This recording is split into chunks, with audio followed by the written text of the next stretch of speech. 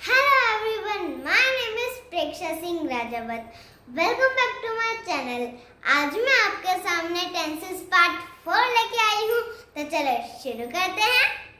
Last video में तो हमने देख ही लिया था कि प्रेजेंट सिंपल टेंस के 3 टाइप्स ऑफ सेंटेंसेस होते हैं।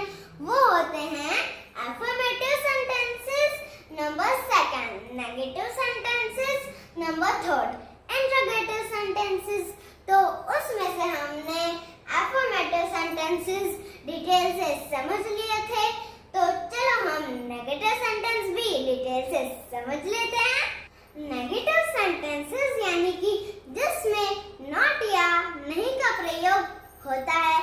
जैसे कि लास्ट वीडियो में हमने देखा था कि अफर्मेटिव सेंटेंस में नहीं का प्रयोग नहीं होता है, वैसे ही अब हमारा नेगेटिव सेंटेंस है तो नेगेटिव सेंटेंस में नॉट या नहीं का प्रयोग होता है।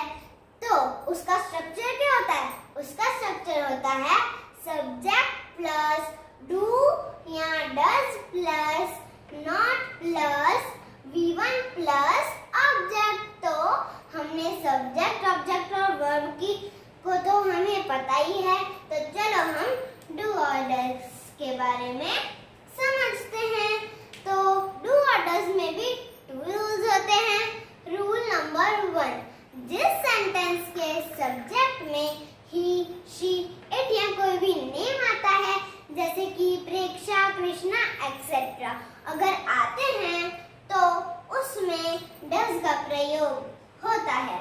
और रूल नंबर 2, कोई भी सेंटेंस के सब्जेक्ट में आई, यू, वी या दे अगर आते हैं तो उसमें डू का प्रयोग होता है। तो चलो हम ये नेगेटिव सेंटेंस को एग्जाम्पल के साथ समझते हैं। तो ये है हमारे प्रेजेंट सिंपल टेंस के नेगेटिव सेंटेंस के एग्जाम्पल। हम इन्हें एक एक करके हिंदी से इंग्लिश में ट्रांसलेट करेंगे, तो हमें इसका स्ट्रक्चर भी अच्छे से समझ में आ जाएगा। तो चलो हम 1 नंबर के पास जाते हैं। 1 नंबर है वह किताबें नहीं पढ़ता है। तो सब्जेक्ट क्या आएगा? वह। तो वह का इंग्लिश क्या होता है? ही। तो हम यहाँ लिख देंगे ही।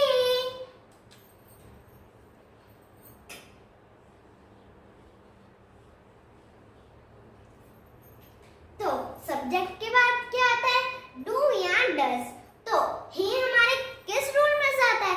ही हमारे रूल नंबर 1 में से आता है। तो रूल नंबर 1 में तो डज आता है, तो हम लिख देंगे डज।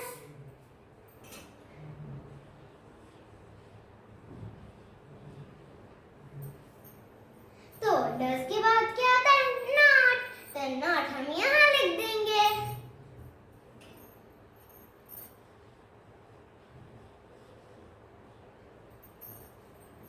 नॉट के बाद क्या आता है? V1। तो हमारा V1 है पढ़ता है, तो हम यहाँ लिख देंगे रीड।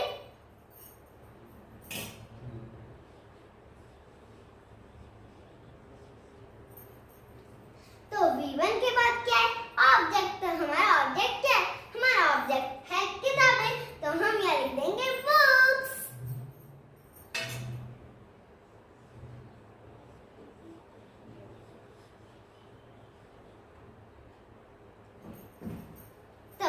ये हमारे वह किताबें नहीं पढ़ता है, उसका इंग्लिश है he does not read books। अब सेकंड नंबर है मैं हॉकी नहीं खेलती हूँ। तो सब्जेक्ट क्या हो गया? मैं। तो मैं का इंग्लिश क्या होता है? आई। तो मैं यहाँ लिख दूंगी आई।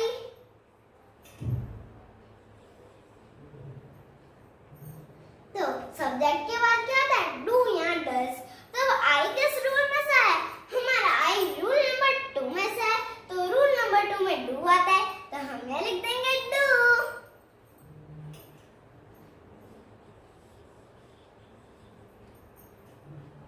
तो डू और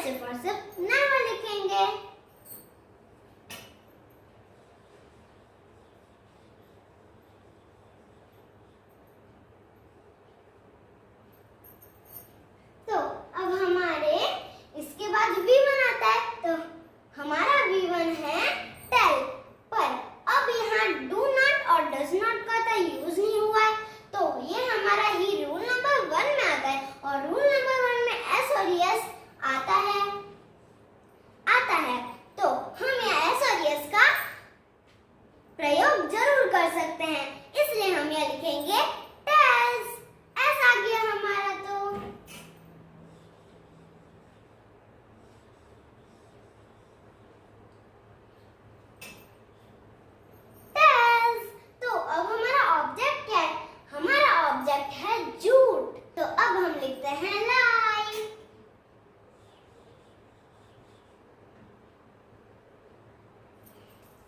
तो हमारी ये थर्ड सेंटेंस का हिंदी है, वह कभी झूठ नहीं बोलता है। तो इसका इंग्लिश का ट्रांसलेशन स्ट्रक्चर के हिसाब से he never tells lie हो जाएगा। तो आपको समझ में आ गया होगा कि do not और does not का प्रयोग कहाँ करते हैं और कैसे करते हैं। अगर कभी नहीं आता है तो आपको never लगा देना है और do not या does not की जगह वर्ब के पीछे s और yes लगा देना है। तो अब आपको प्रेजेंट सिंपल टेंस का नेगेटिव सेंटेंस का ये स्ट्रक्चर और एग्जाम्पल के साथ डिटेल से समझ में आ गया होगा। तो चलो हम इंट्रोगेटिव सेंटेंस को भी डिटेल से समझते हैं। इंट्रोगेटिव यानी कि प्रश्नवाचक वाक्य। इंट्रोगेटिव यानी कि जिस सेंटेंस के एंड में क्वेश्चन मार्क आता है या फिर जिस सेंटेंस के अंत में प्रश्न चिन्ह आता है उसे कहते हैं इंट्रोगेटिव सेंटेंस। उसका स्ट्रक्चर है डू या डस प्लस सब्जेक्ट प्लस अगर नेगेटिव भी आता है तो हम नॉट यूज करेंगे plus V1 plus object plus question mark. तो चलो हम इसे एग्जांपल के साथ समझते हैं। नंबर 1, क्या वह किताबें पढ़ता है? तो हमें फर्स्ट फॉर्म में डू या डस लगाना है। तो अभी हम हमारा सब्जेक्ट देते हैं। हमारा सब्जेक्ट है वह, तो वो रूल नंबर फर्स्ट में आता है ही, तो ही में तो डस लगता है, इसलिए हम डू नहीं लगाएंगे, उसकी बजाय डस लगा देंगे।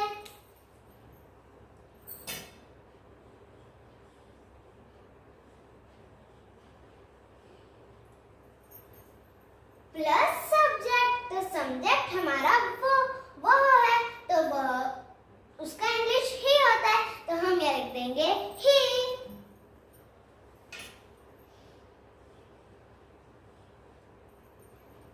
तो प्लस उसके बाद अगर नेगेटिव आता है तो ही हम यहाँ लिखेंगे नॉट, पर यहाँ तो नॉट नहीं, यहाँ नॉट है ही नहीं, तो हम यहाँ नेगेटिव सेंटेंस को यूज नहीं करेंगे। तो चलो हम आगे चलते हैं। आगे है V1, तो हमारा V1 है पढ़ता है, तो हम यहाँ लिख देंगे रीड।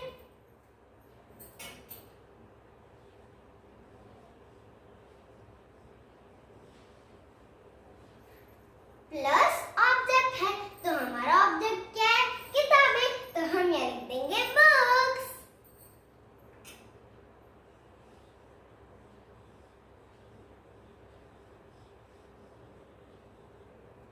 अब प्लस हमारा क्वेश्चन मार्क है, तो हम यहाँ लिख देंगे क्वेश्चन मार्क।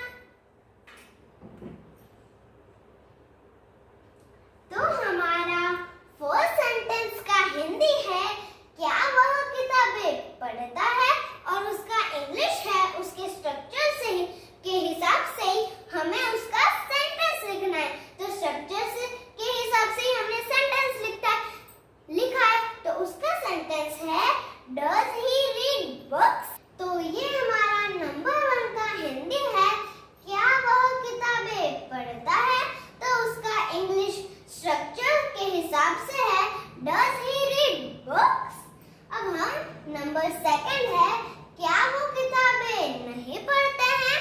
तो अब आप देख रहे होंगे कि इसमें नहीं का प्रयोग किया जा रहा है, यानी कि इसमें नेगेटिव सेंटेंस का भी प्रयोग किया जा रहा है, इसलिए हम बीच में नॉट भी लगाएंगे। तो हमें यहाँ डू या डज लिखना है, तो उसके लिए हमें सब्जेक्ट पर जाना होगा। सब्जेक्ट हमारा है वो, तो वो यानी कि दे, तो दे तो सेकंड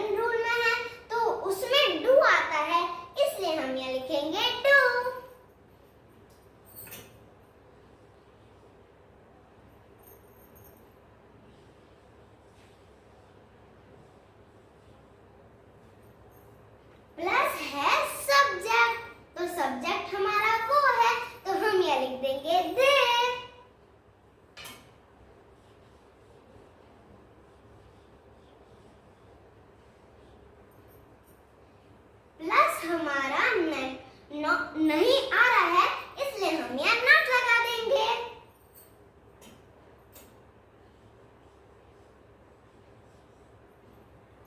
अब प्लस होएगा हमारा V1, तो हमारा V1 है पढ़ते हैं, तो हम यहाँ लिख देंगे रीड।